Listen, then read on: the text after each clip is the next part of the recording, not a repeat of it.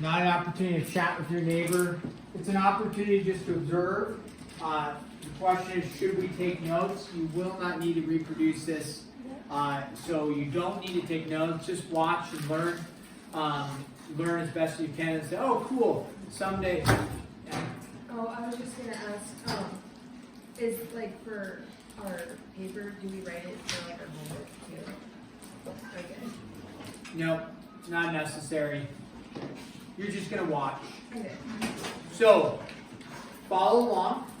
And then if it isn't tracking, that's okay. You can ask a question during the process, but I don't want to spend 45 minutes discussing this because we're not going to give you graphing calculators for you to do.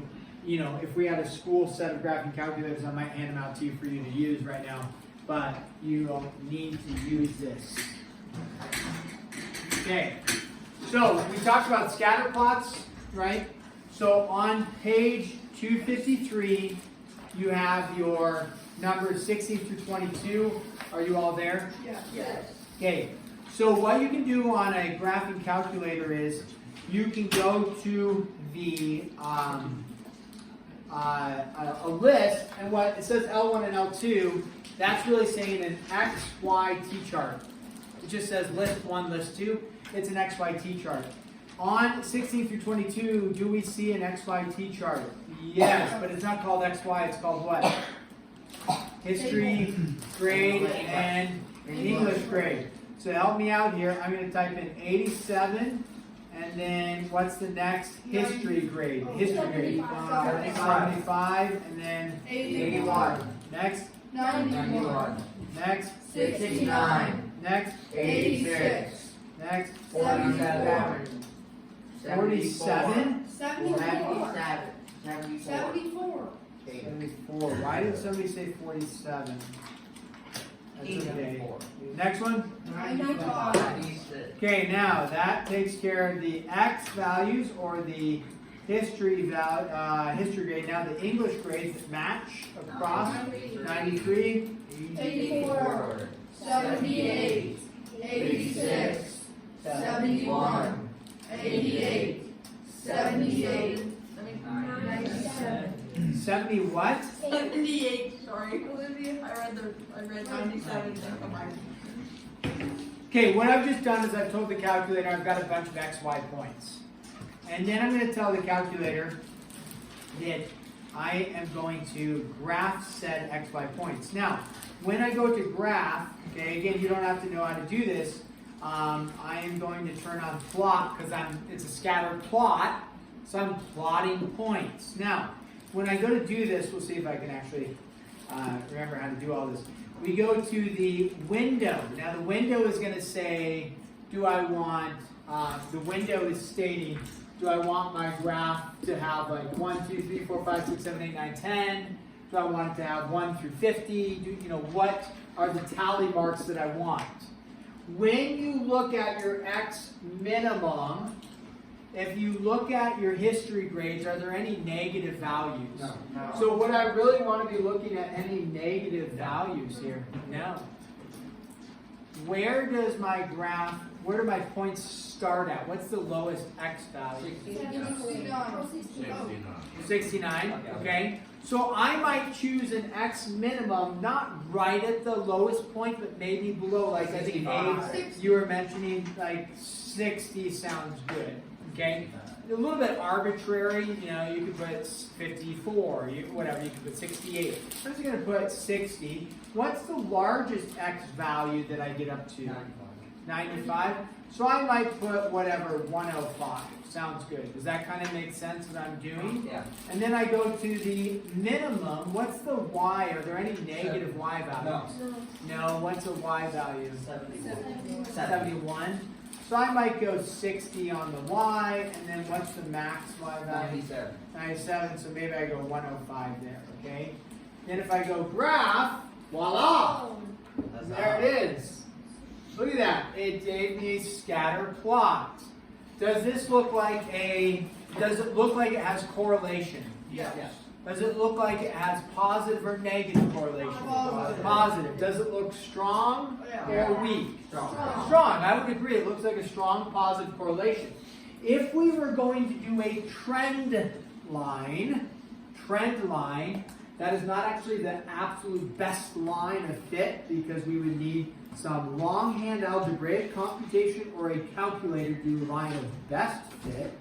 But this is a trend line would be I would pick 2 points and write the equation of the line through those 2 points.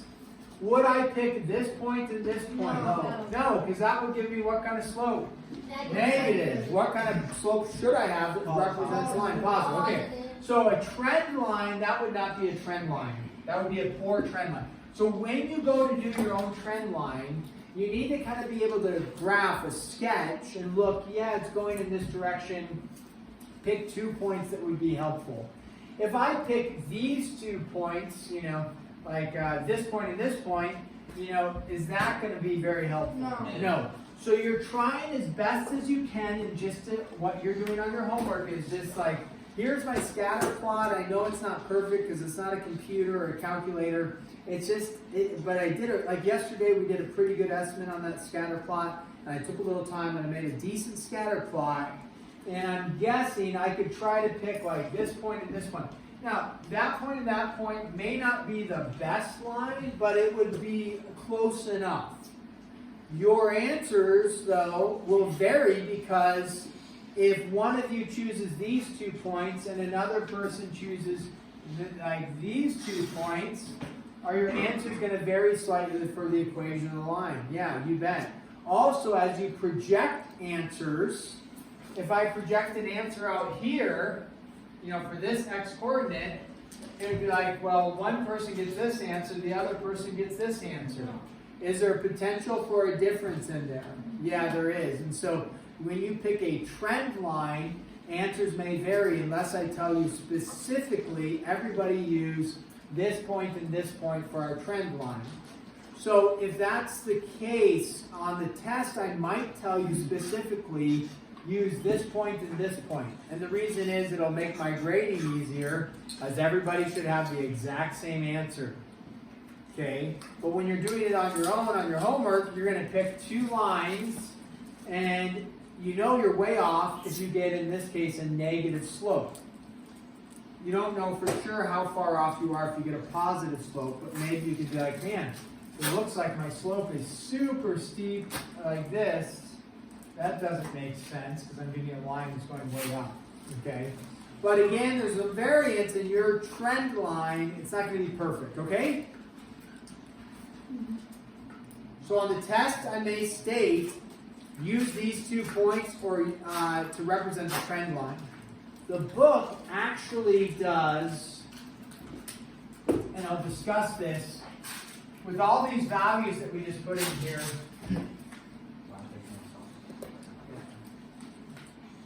the book, okay, with all those XY points we just put in there, they pick a trend line for their answer. They chose 65 and 70, and then they chose another point. I believe they chose 90 and 90. Now, if you look at your table, right, that you just told me, your history grades and your English grades, was there any point that was 65, 70, and any point that was 90, 90? No.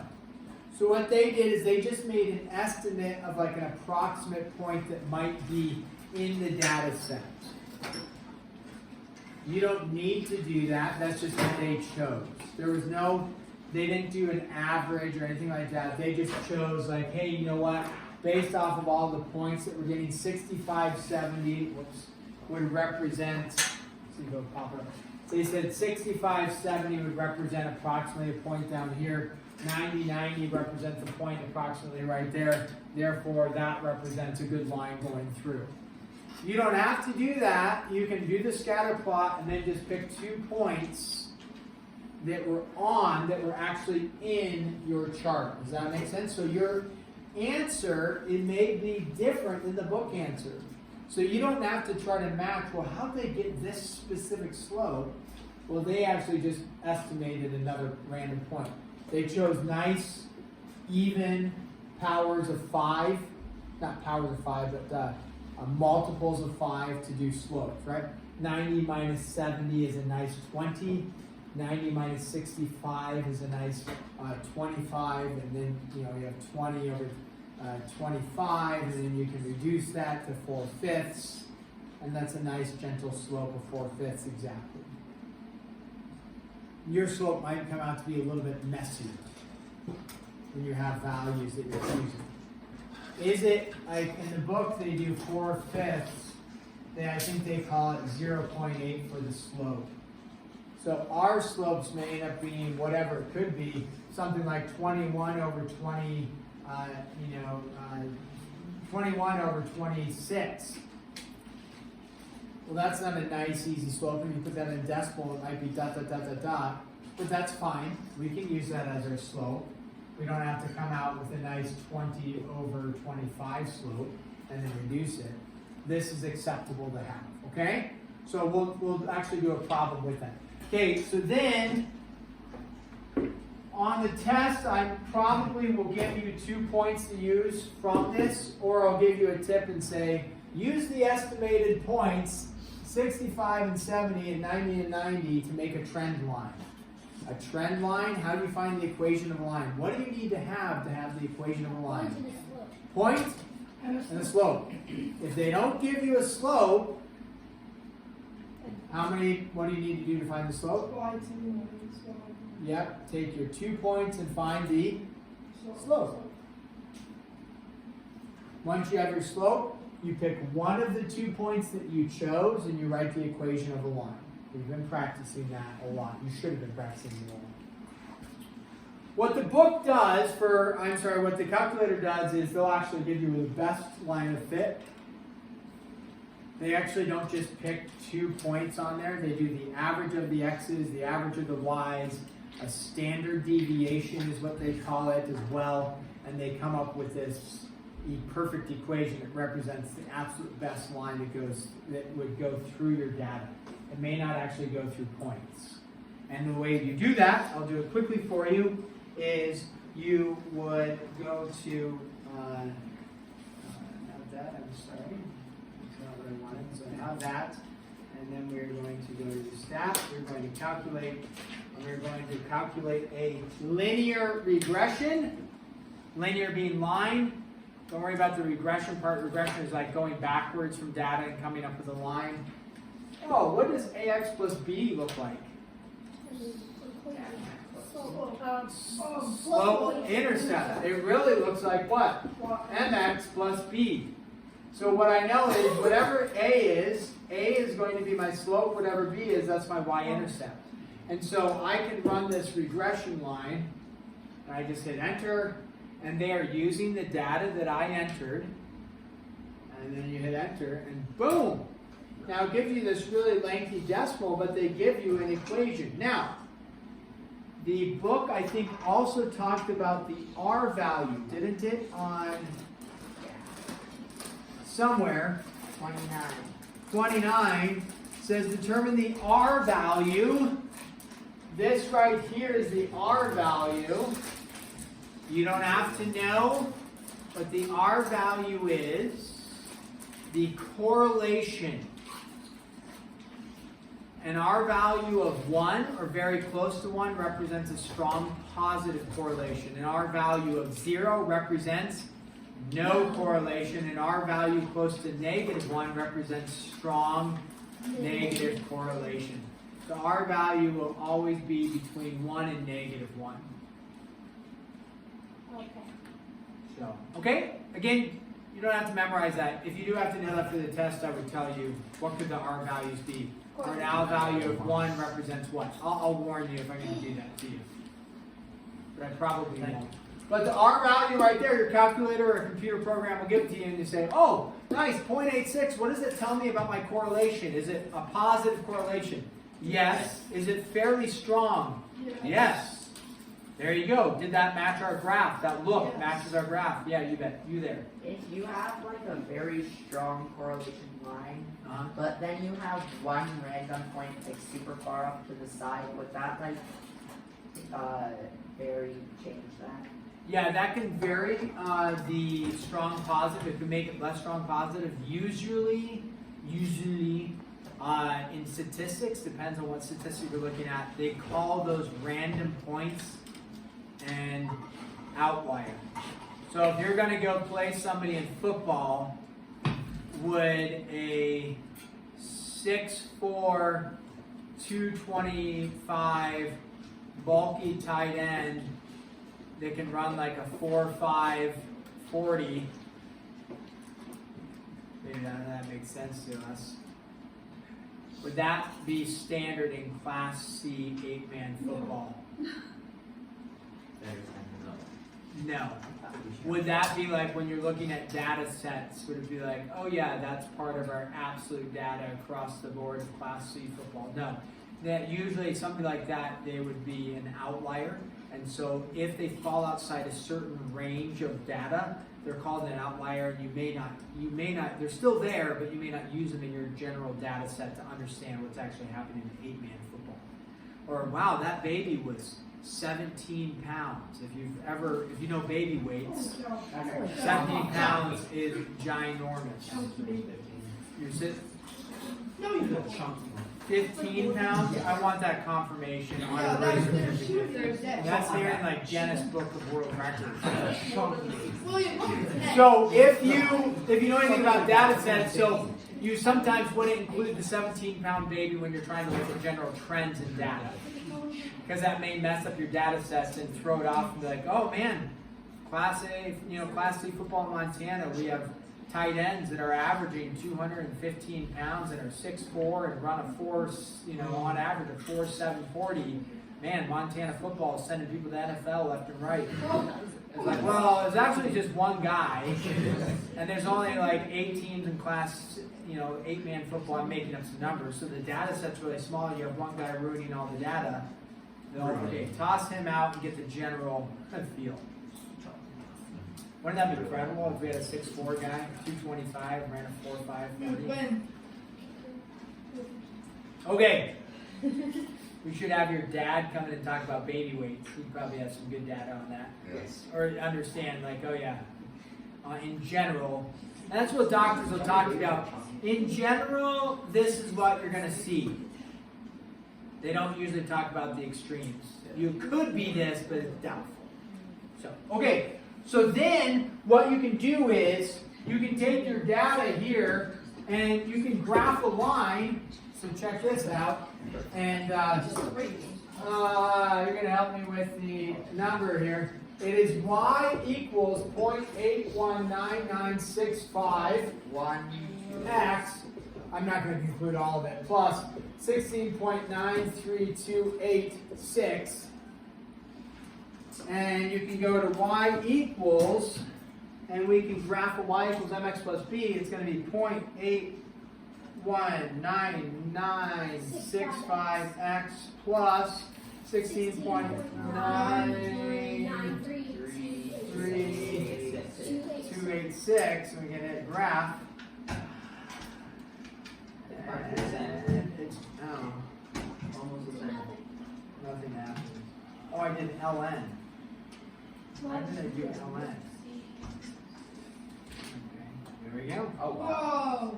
That's cool. So there you go. Now that is the absolute best line of fit.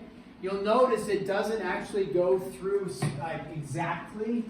It doesn't go exactly through 2 points. It kind of goes to the bottom of this, but not through the center. It goes to the bottom of this. That's because it's not using 2 exact points to go through. It's taking an average of everything and blah, blah, blah, blah, blah, blah, blah. So you just averaged everything or you added? I did it. The book averages, and then they do a standard deviation, which is the average amount each data set is away from the mean. So, okay? Which we can discuss a little bit what standard deviation is. Let me discuss standard deviation since it's kind of coming up. What standard deviation is on average how far data is away from the mean. Mean is the average, right? So an easy example is this. If we have a class average of 75% on a test, okay? Okay, 75%. You're like, okay, if I said the standard deviation of this, and there's a calculation to get there, if I said the standard deviation on this is 20%, what that means is, on average, people were either at a 95% on average, or they were at a 55%. On average, they were that far away from the mean. So if we have that, now some people could still be at the mean, but on average, most people are either at the 95-ish range or the 55-ish range. So if I told you the average was a 75 and the standard deviation of 20, some of you are thumbs up because you're like, sweet. At first you hear 75, some of you are like, oh no, I was aiming for higher, but then I tell you this, some of you are like, ah, good, I'm probably up here. Others of you are like, 75, oh, I'll take that. And then I'm like, hey, standard deviation is 20. And you're like, oh no, it's probably me, right? Stay awake there, buddy. You can do it. You need to stand up somewhere. I got you. You need to stand. We I'll should give sing you happy food. birthday to him. Is it your birthday? No. Oh. That will wake him up. Okay, so the other thing about standard deviation is this, guys. If I said, hey, your average is a 75, the standard deviation is 2, that's on average, you're at a 77 or a 73. Now, it doesn't mean that somebody can't be higher or lower. It just means most people are here or here. Yeah. You bet. So, if your standard deviation was 2, some of you, you're like, oh, that's awesome. I know in general, hopefully I'm right in this range. Others of you are like, oh no, I was aiming for a A. That means in general, probably not in that A range. What can mess up standard deviation though sometimes is, I mean, you can still have a few, like one person in a small group like this. You might have one person way up here, one person down here. But again, you're not going to have, with only 14 of us taking a test, you're not going to have 8 of you way up here and 6 of you way down here, because then what would that tell you about the standard deviation? It would be bigger. We'd be back over to here. So what they do is a standard deviation between the x values and the y values, and you can come up with a slope value off of that, and that gives us the exact line. Okay? So, is this a trend line? No, this is a line of best fit. Will you find the line of best fit? No. Will you find a trend line? Yeah. Yes. Will your trend line possibly be different than the book answer? Yes. If I want a specific line on the test, I will tell you, use these 2 specific points. And then find the equation of the line. It's kind of like it'll be a little bit of a tip. Hey, find the equation of the line. How do you do it? Use these 2 points. From there, you have to find the slope and then plug into slope-intercept form. So, whatever numbers I told you yesterday, like number 21. 22, 28. Hey, notice on 21, the answer key, whoops. The answer key on 21 is y equals 0.86x plus 16.93. That was the answer key on number 21, right? And if you look at, if you go back to our, it has erased it, but if you go back to here, notice it was 0.8, I guess a little bit off for some reason. Maybe I miswrote that. Is it at the bottom? Oh, 0.8, I'm sorry, 0.82. Oh. That's what the book answer is. 0.82, rounded, right? And then 16.93, 16.93. So here's our book answer. Here's what we came up with. Is it the exact same thing? Yes. So, okay, but do you have to use a graphing calculator? No. Ew. I love like when you're like just giving this great lecture and cool material and then especially like the spiritual one where I'm like, man, just follow Jesus with all your heart. And somebody's like, and you're like, oh, yes, what do you have for me? Case about it. Your Christmas coming. Yeah, yep, priorities in life, it's understandable. It was a good time. Alright, yeah, go ahead. Okay guys, get to work, we have a little bit of time. Do all those questions. 1 through 37 all. No, because you're taking off 4. Hey, no more singing, get to work now. Get to work. Let me know if you have some questions here. What? Oh, okay, let's take a look at those through, because I didn't actually look through all of them. You just gave them 36 and 37, eliminate. Yes. 36 and 37, eliminate. Thank you, Drew. We're doing 1 through 35 minus 21.